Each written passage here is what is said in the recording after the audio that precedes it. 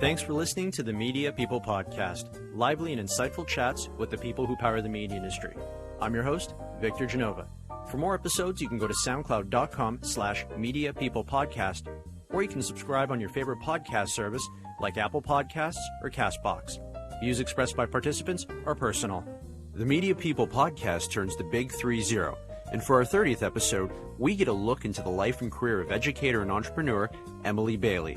The founder of Compass Content Marketing, Emily's story starts in the small town of Grand Bend, Ontario, but continues through cities like Kitchener-Waterloo, Toronto, along with a brief stint in Dublin, Ireland. Social justice has played a major part of Emily's career. She's held positions at the Irish Human Rights Commission and Legal Aid Ontario. Along the way, she's managed to fuse her passion for travel with communications, heading up content marketing for luxury travel group Kensington Tours. Not only is Emily her own boss, but she is also putting her experience to work in the classroom, educating future marketers at McMaster University and Humber College.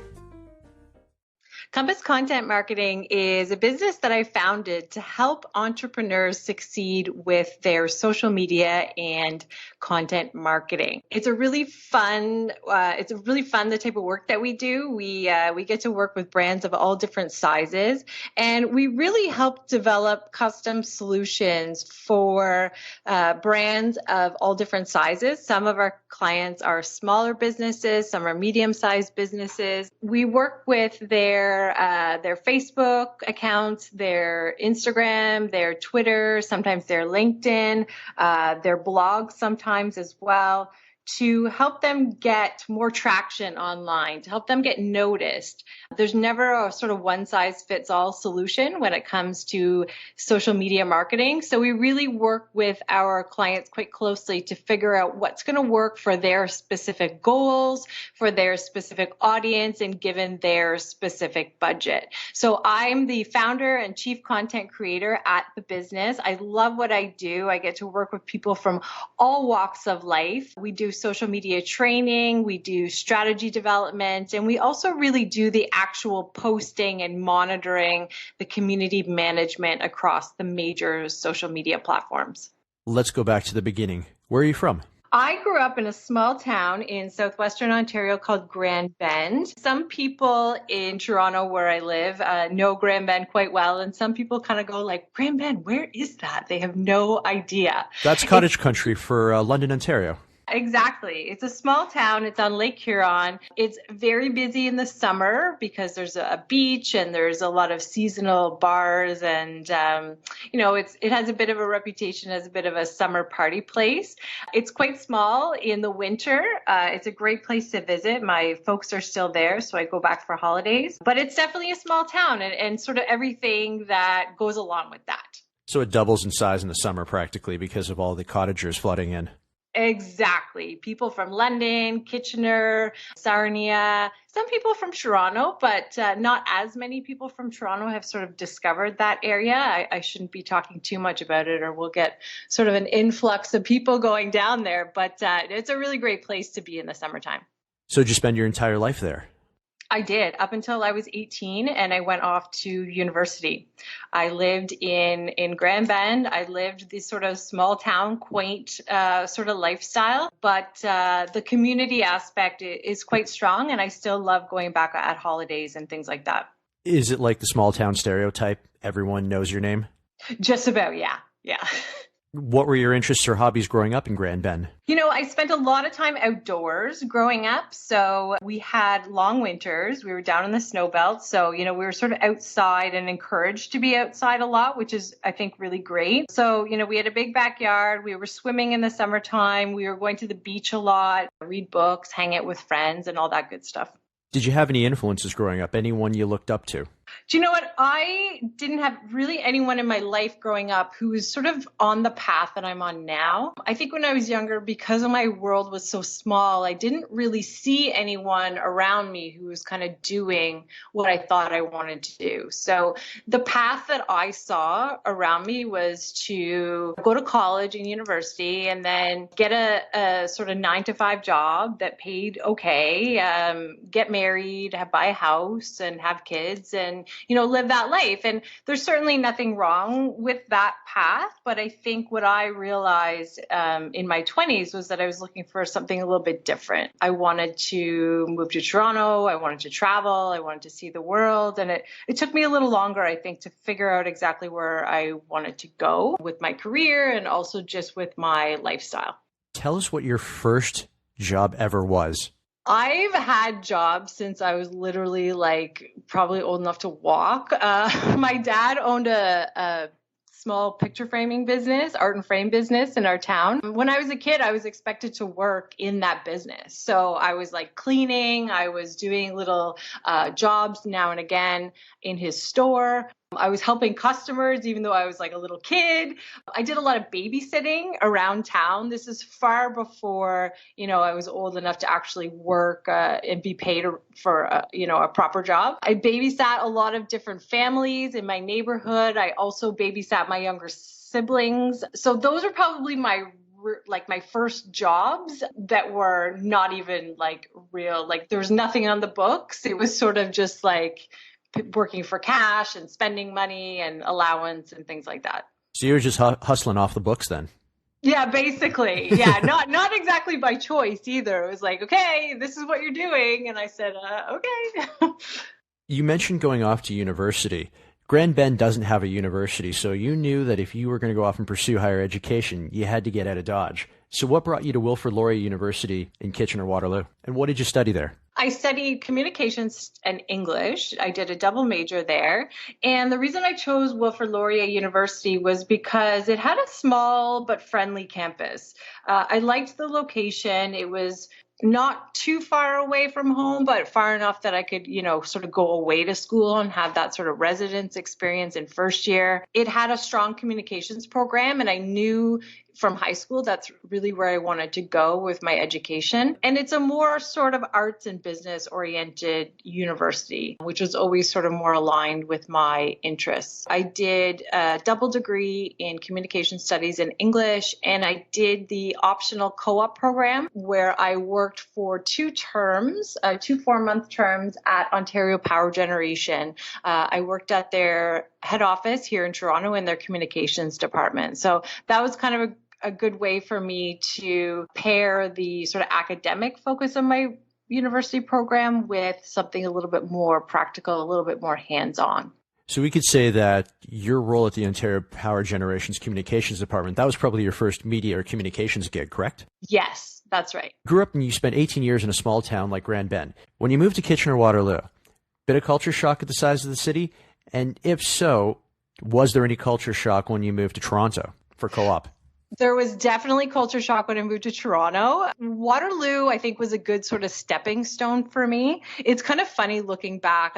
At this stage of my life, I've traveled all around the world. I've gone into remote parts of Peru and Morocco and all these places. But this conversation is really cool because it's bringing me back to a time in my life where I really didn't know that much about the world around me. I grew up in this very small town, and that was great. But, going from a town with, say, 1,000 people to, downtown Toronto was definitely a shock to my system. So it definitely took me a while to sort of feel comfortable in the city. And, it was so funny when I first moved up for my co-op placement. I had a place downtown. I was sharing with some other students, and I remember I kept getting people coming up to me. People kept coming up to me.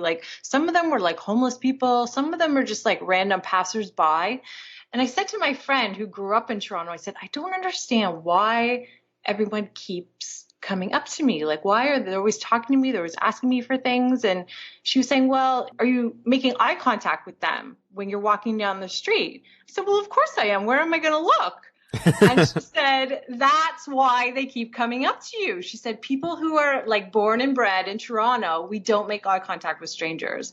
And that was a wow moment for me. I thought wow, I'm really bringing my sort of small town nature to the big city and not even realizing. Suffice it to say, I'm much more sort of comfortable here. And, I like to think I still have that sort of small town friendliness, but, living in the city does come with a bit of a different culture. Take us through, though, what it was like being a co-op student in that first role at the Ontario Power Generation. What do they have you doing at that level? Because really, when you go into co-op, it's not necessarily about completing a specific task. It's more about you gaining experience.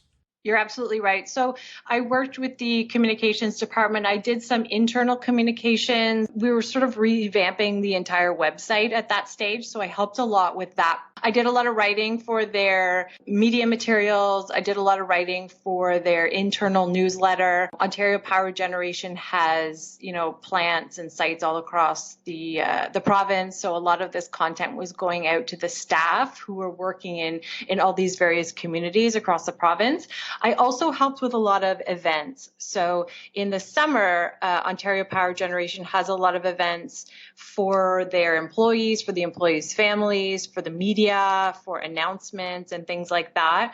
The organization has changed since I was there, but I got a lot of really great experience helping with all of these different sort of campaigns. So, they were really good to me. I was the only student in that department at the time, so I was really stuck in with all the seasoned communication professionals. They had mostly been there for, 20 years sort of thing, and I was sort of very green at that stage, but they were a fantastic employer for me, and there were a lot of other students in the organization in other departments. So they had, engineering students, they had, students studying, health and safety and things like this. So there was some programs put in place for the interns as well. So we got to visit some of the sites. We did a Canada's Wonderland Day. It was a lot of fun.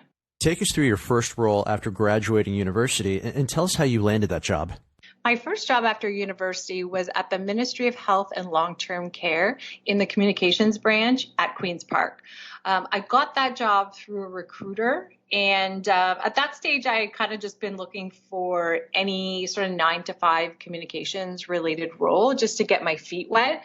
And I was excited by this one because I wanted to be involved in some of the government and political stuff happening out there. I did a lot of administrative work, which wasn't sort of my dream job, but I also got to do a lot of writing, media releases, internal communications, public affairs. I attended a number of ministers' events. I wrote a speech for the minister, who at that time was George Smitherman, and I did a lot of newsletters and things like that as well.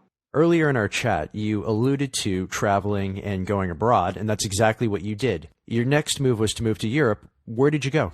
I moved to Dublin, Ireland. Any particular reason why you picked Dublin, Ireland? Does it have anything to do with your last name? My last name is Baillie. I am a Celt, Celtic background. My grandparents came actually from Scotland, but I've always felt a sort of affinity for the sort of Celtic culture. I went to Dublin. The reason I chose Ireland was because at that time, this was back in I think 2006, 2007, the country was really booming. It was going through a sort of high growth phase called the Celtic Tiger, and there were so many jobs there. It was such a prosperous time in a country that had, a history of struggle. And the language for me made it a lot more accessible to be able to go and just sort of find work once I arrived. So, it was sort of down to Scotland, England, or Ireland.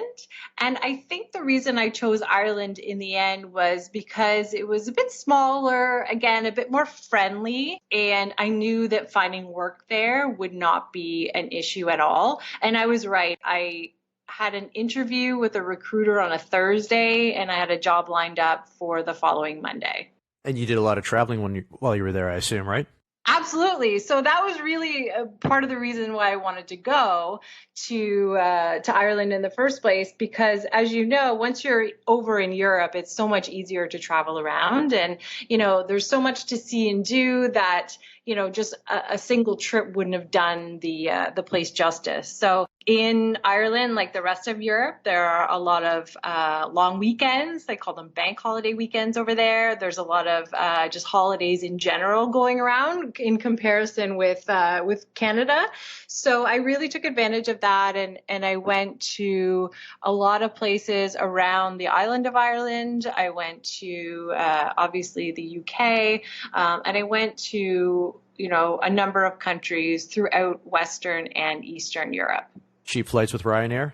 Yes. Oh my God. Ryanair was my favorite thing. We would literally, myself and some friends, we would literally go online and, decide where we were going to go next weekend. So the flights were so cheap, you could really just sort of take your pick as to where you wanted to go. In some cases, we were getting flights for 1 cent and we were only paying the tax. It was amazing. My experience flying with them was it'd be like, when I flew out of them with the UK, it'd be like £1 to £2 to fly out. But, oh, you have a bag you want to check? Well, that's another £50. So the key there, for me at that stage, was traveling light. And I definitely mastered the art of living out of a backpack. In my mid-20s, I was cool with that. Now that I'm in my mid-30s, I don't know if I would, I'd probably spring for, maybe a bit more luxury. But at that time, it was just a really fantastic way of getting off the island of Ireland and around to some really incredible places throughout Europe. What did you learn about yourself while you were living in Ireland? I was tested many times in terms of my own just sort of personal strength. When you grow up in a small town, things can be very mundane. They can be comfortable. And that's not a bad thing. But what I really sort of forced myself to do was really go outside of that comfort zone and be okay with feeling uncomfortable at times. So, for example, when you move to a place that's foreign, it's much different than going on a holiday there. You have to figure out things like taxes, you have to figure out the transit system, you have to figure out, how to find a place to live, things that you don't often consider. And that could be frustrating for someone who has no real reference point. I had a bit of support through the program that I went to Ireland with. It's called SWAP. But for the most part, myself and the other Canadians that went, we were kind of on our own. So, just in terms of, navigating and figuring out how to get a job, how to get an apartment, how to do all these things in short order. And sometimes it was difficult. I won't lie. It was, there's a few times where I thought did I make a mistake coming here? But in the end, the more you sort of test yourself, the more you grow. And Ireland was the first country I'd really been to outside North America. Now I've been to 25 plus countries around the world, and I feel quite at home when I've been in some of these really random exotic places. So I think I'm just more comfortable in my own skin, more confident in what I'm doing, and more able, I think, to just sort of fly by the seat of my pants while still enjoying myself. So what brought you back to Canada? My work visa lasted 1 year, and that was, my year was up, and it was quite difficult for Canadians at that stage to stay on in Ireland without an Irish parent. So, I never saw myself leaving Canada forever. I wanted to have that sort of adventure, but I knew that because my family and my friends were in Canada, and Canada is such a fantastic place to live and work, that this was where I would come back to. But that's not to say that in the future I might not go abroad again if the right opportunity came along. I think that life is long, and there are many adventures out there that you can't necessarily predict ahead of time. So when you came back, what made you pick Toronto, and talk about the role you assumed at the University of Toronto? I chose Toronto because it seemed like the most logical fit for my career at that stage. Working in media and marketing and communications, Toronto really is the sort of hub for that type of work in Ontario, at least. So coming back here seemed like a good opportunity to sort of get stuck in to my career and really start building something. And also, like I said, this was sort of where a lot of my connections were living as well. So friends and family have always been important to me. I found a job at the University of Toronto, and that was a really nice fit for me because I like to be in a culture where I'm involved with media and marketing and communications, but I'm in an atmosphere that promotes higher education and promotes continuous learning. Now, just as well as I do, that things in the media and marketing world are constantly changing. So having an employer that's supportive of me sort of upskilling and building up my professional development credentials while I'm in a role was really important to me. And I knew that working at U of T would help with that. I worked on the annual report. I worked on the website. I worked on, press releases and things like this. I also took advantage of the free courses that were made available through the University of Toronto. You re-enrolled in a program. It was a certificate in strategic marketing. Talk a little bit about that. What did you learn in that you otherwise didn't touch on in your time at Laurier?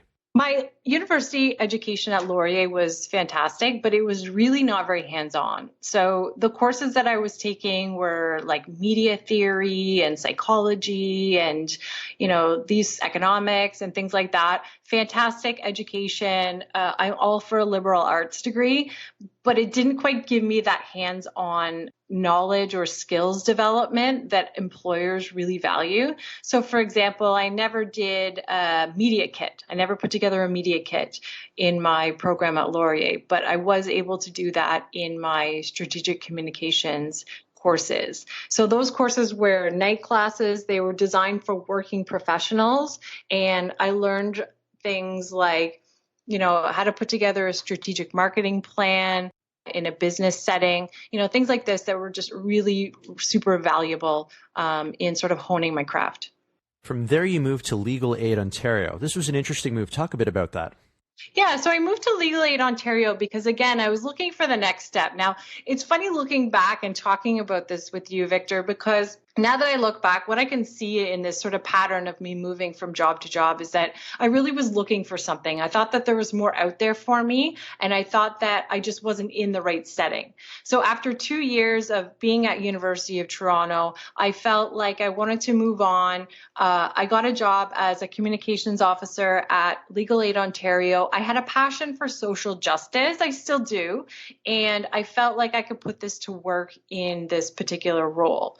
So that was the reason that I accepted that job. Also, the responsibilities were a little bit more advanced. The pay was a bit better. I wanted to kind of progress in my career as well. So that was sort of why I chose to accept that job. Talk a bit about some of the stuff that you did while you were at Legal Aid Ontario. So Legal Aid Ontario has a network of really amazing lawyers, paralegals, and other folks working in clinics and working in centers across Ontario. They're helping disadvantaged people with matters like domestic violence, defending themselves against criminal charges, and so on. And these stories and these people often go underappreciated. They often go unnoticed. I wanted to sort of help people to understand that this work is really important. It's really valuable from a humanitarian standpoint, and also because these people are helping these people who may not otherwise be able to afford any sort of legal help or counseling. So I wanted to help tell those stories. I wanted to be around those people and put a human face on work that can sometimes be a little bit dry. Legal work can be a little bit unrelatable, I think, to some people. So I liked to, speak with the media, also to create stories through social media tools, and I established Canada's first social justice and legal aid blog, which I believe is still continuing today. And again, we use that platform to tell people about all the amazing work that legal aid workers are doing across the province. Well, there's a lot of stories to be told in social justice, especially when you compare it to other facets of law. Absolutely. Yeah. And a lot of these people who they're helping, they really wouldn't have anywhere else to go. We already know that you were passionate about travel. Is that what brought you to Kensington Tours? While I was at Legal Aid Ontario, I had started doing some freelance work. Sort of still in my 9-to-5 job, I was doing a lot of traveling. I went to Peru. I hiked the Inca Trail for 4 days to Machu Picchu. I had been to Havana and Cuba. I'd been to, some other places. And it really made me feel excited. It sort of lit me up. And so I wanted to follow that. I was blogging in my spare time while I still worked at Legal Aid Ontario. Some blogs I was paid for, some of them I was not paid for. I just did them for the experience. And I realized that I enjoyed that a lot more than I enjoyed my 9-to-5 job. So if there's anything that I try to live by is to sort of follow your passion and to do things that make you excited to get out of bed in the morning.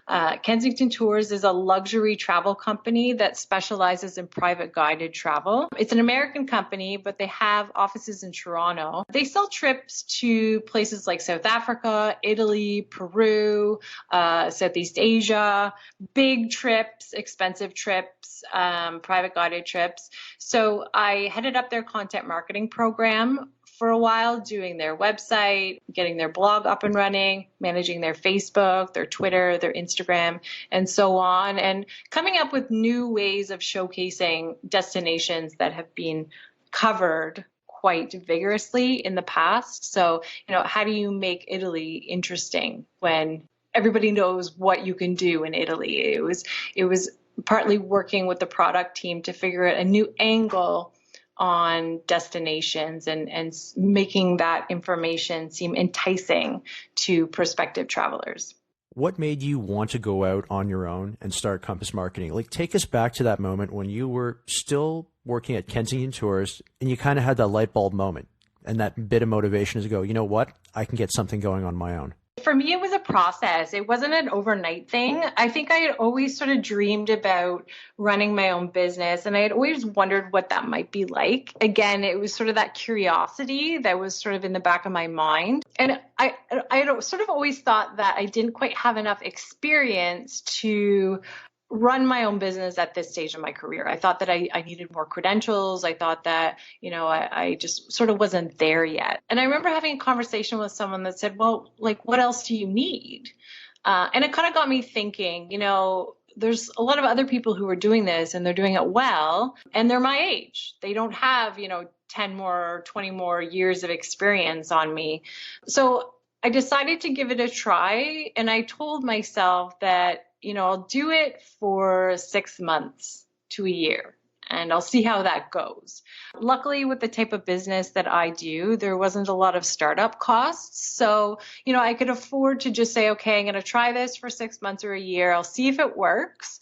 If it does, great. I'll keep going. And if it doesn't work, then, I'll go and find myself a sort of 9-to-5. So I guess I had a little bit of sort of security, if there is such a thing, at least in my mind. It didn't feel so risky because I had already been freelancing. I already had sort of built up some connections, and I already had at least one solid client when I started. People ask me a lot about starting their own business. I think a lot of people want to do it. And I always say, for me, it was really important to have at least one client ready to go when I started. So I wasn't sort of sitting there kind of looking around going like, okay, like, is something going to happen here? I already had that to use as a platform, and then I could build it up from there. So that was 3 or 4 years ago. And I have to say now I'm busier than ever. Things are fantastic. And I'm so glad I took that leap. You keep using the term 9-to-5, but let's be honest, between you, me, and anyone who's listening, there is no such thing as 9-to-5. That's just a term. That's true. That's true. Why the name Compass Marketing? Does that go back to your passion for travel? I decided to name the business Compass Content Marketing partly because of my passion for travel and tourism, but also because I felt the name Compass sort of alluded to the guidance that we give our clients. A lot of them come to us and they say, I know I need to really be out there more. I know I need to make better use of social media for my business or my brand, but I just don't really feel comfortable, or I just don't have the time. And we really help to kind of guide them and find a solution that they're comfortable with. So it's a bit of a double meaning with the word compass. Looking back at your work, is there a particular campaign that you're proud of? I was lucky enough to work on the MasterCard Priceless Cities campaign.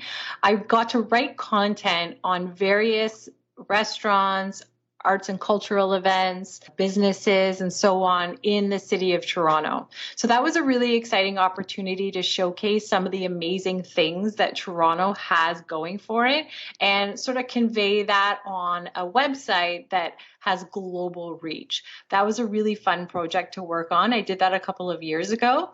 A project that I'm really excited about right now is a bit of a different twist. I'm working with the Canadian Marketing Association to help develop their first ever chartered marketing program. It's super exciting. It's a professional designation that is launching in January, and myself and a team of other marketing professionals are helping to create the program.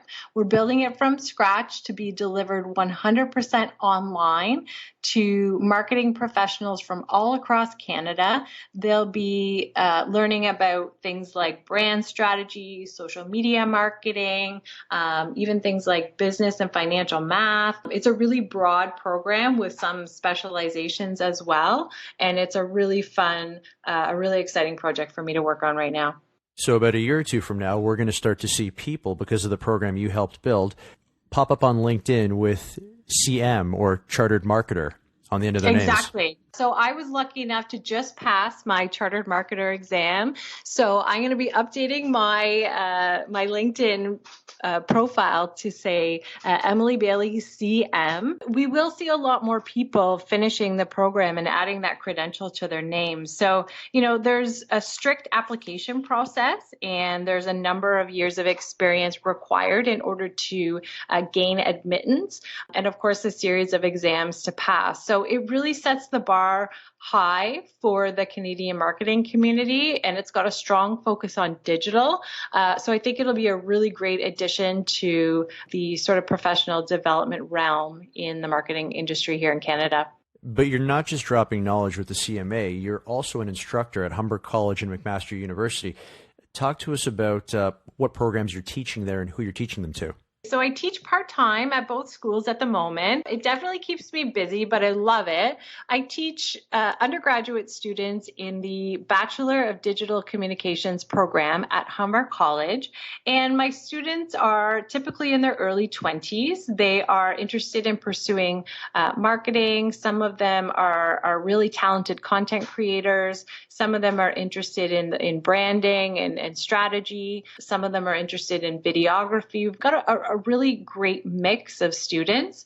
I'm industry liaison at that program. That's my sort of job title at Humber College. So I also work with employers who are looking to place a student with their organization. So that's a really fun sort of role for me. And I also teach at McMaster University. I just won an Instructor of the Year award at McMaster. Congratulations. Which is really nice. Thank you. Thank you very much.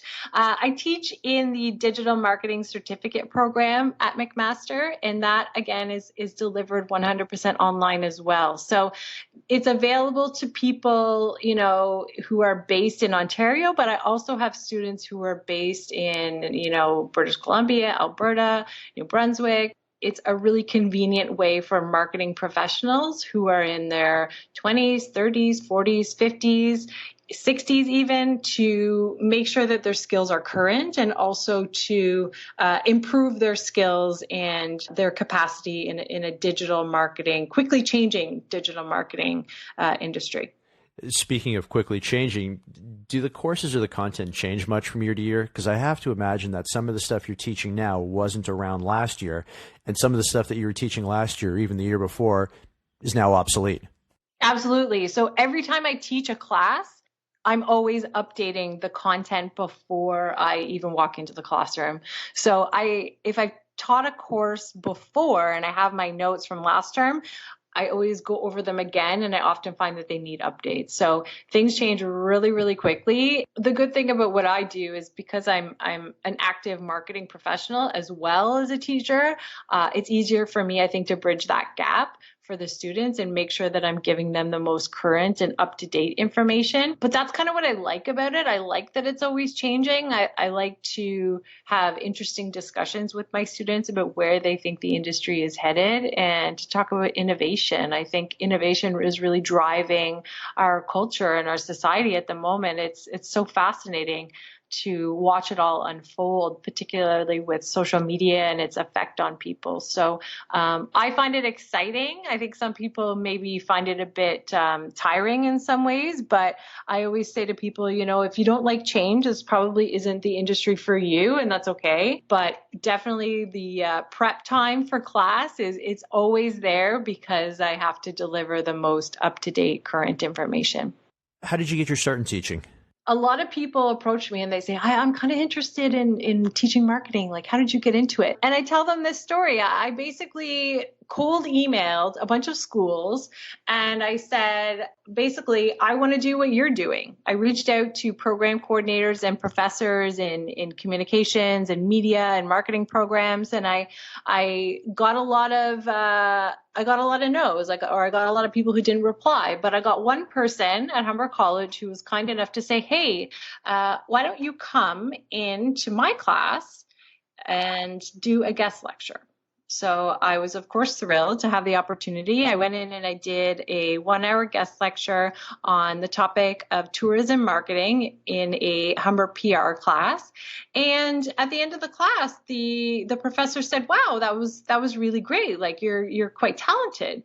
And I said, thank you very much. Let's keep in touch. Sure enough, maybe 8 or 9 months after that, there was an opportunity available for a new social media marketing class, and they needed a teacher. So because I had already made that connection, they thought of me, and I had an interview, and that was my first gig. That was my first course that I taught. I had no prior training teaching at all. I did not go to teachers college, but I was a subject matter expert, and that was enough. So I taught an 8-week course, and the rest is history. If you could go back in time and give your younger self advice, what would you say? Oh my God, I would say, like, chill out. Like, I was so anxious, so worried about which move to make in my career and which move to make in life. And, I would get so hung up on making decisions that I would almost paralyze myself. I see it with some of my students now. They're in that situation where they're not really sure what they're supposed to do, and they feel like they have to have everything figured out right now. What I've realized in my own journey is that you can't predict the future. You can create the future, but you have to put one foot in front of the other. So if there's something that you're interested in, don't be afraid to sort of take a leap and explore that in a responsible way, of course. Just be open to new experiences. Don't be fearful of change. Sort of embrace that and, just try to enjoy your life. Enjoy every day. We don't push trial and error enough among students. I agree. A lot of students I find they're very afraid to fail. And I think failure is part of it. You have to stumble a little bit in order to grow as a person and in order to figure out the path that you're really meant to be on. My signature closing question, if you weren't in media, what would you be doing and why? This is a really good question. I can't think of anything I'd rather do more than what I'm doing right now. To be honest, I love my teaching. I love my business. I'm really happy with where I'm at right now. If you ask me in 5 or 10 years, I could be doing something completely different, and that would be perfectly okay with me. But I have to say that right now I'm really, really happy in what I'm doing. What about the picture frame empire back in Grand Bend? You know what? It's funny you asked that because my dad is just about to retire and sell his business, but poor guy, none of his children seem too interested. So I think it'll just ride off into the sunset. Emily, this has been fantastic. Thank you so much for your time. Thank you for having me. That's it for today's show. For more episodes, you can go to soundcloud.com/mediapeoplepodcast or subscribe on your favorite podcast service like Apple Podcasts or CastBox. And don't forget to follow me on Instagram at Vic Genova.